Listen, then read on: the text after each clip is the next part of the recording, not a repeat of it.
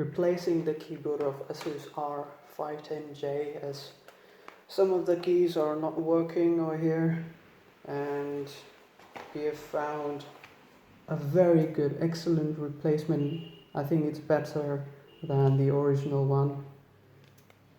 So keep some things in mind, that you need to keep these plastic insulators that help to avoid short circuit, because the entire back of the keyboard is actually metal. And there are plastic rivets to the keyboard, so you will have to rip them off with either a nipper, you can use an acrylic cutter, or some blades to do that. And I'm not quite sure why this metal plate is there over here. It could be to avoid flex in that area where there is less of chassis structure. And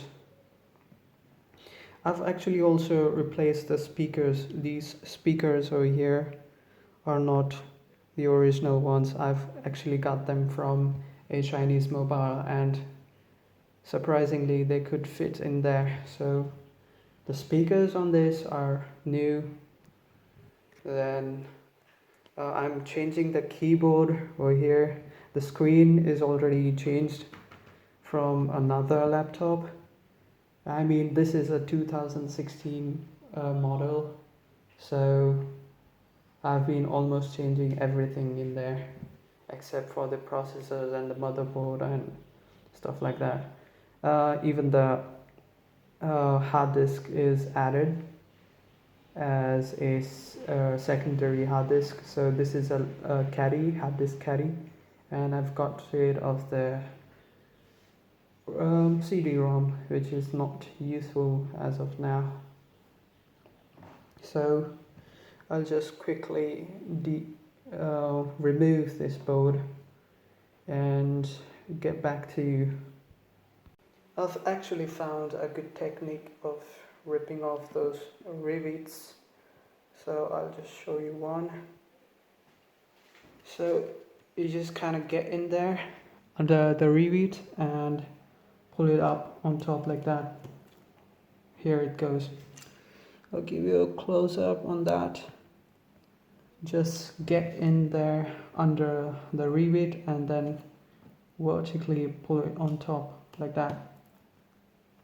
A clean cut off. One more. Let's do this. Just get in there under the rivet and then pull it on top like that. A clean cut. So the plastic welds are removed and the plate comes off. The keyboard comes off.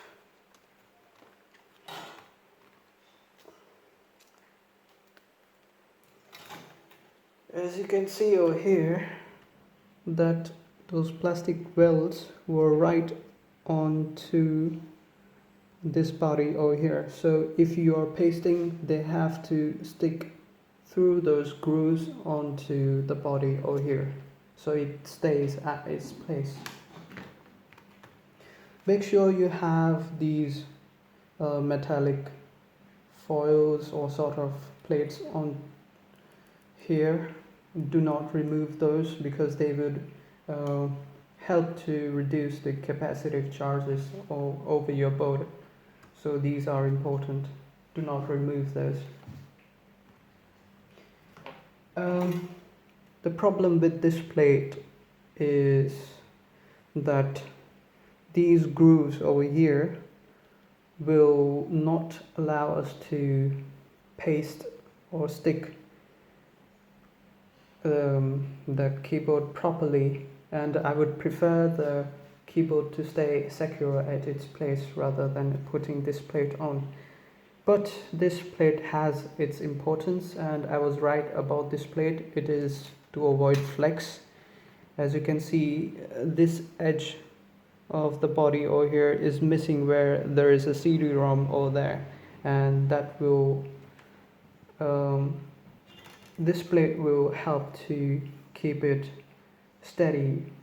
It will add to the structural integrity of that side, but these things are going to create problem.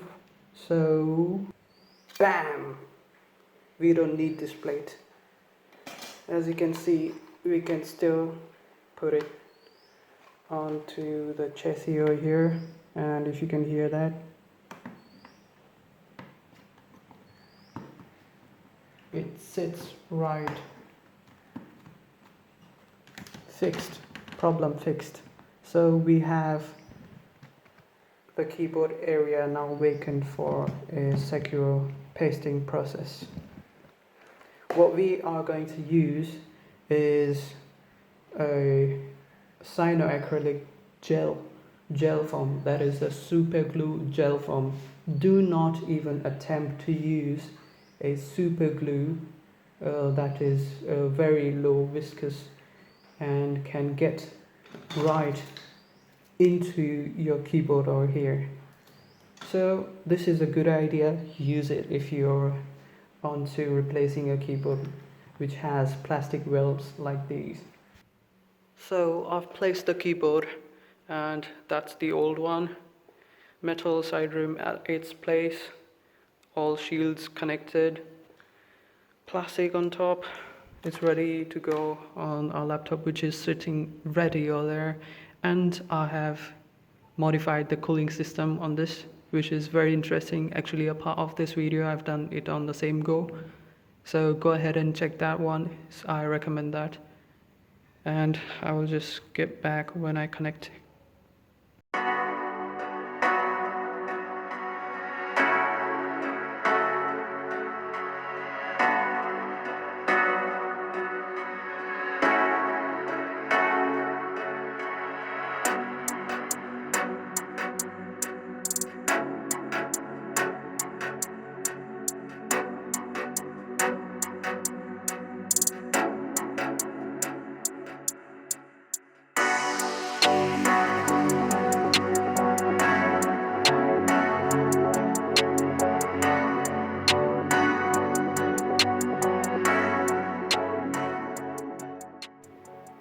Those red notations over there are just not clear in dim light condition, and it becomes worse when there's reflection on them. So a very poor design aspect from Asus. I don't know why they would offer a red keyboard if it's not even backlit, and you can clearly see that the white notations are very clear. I mean, isn't that enough reason to get rid of the red one?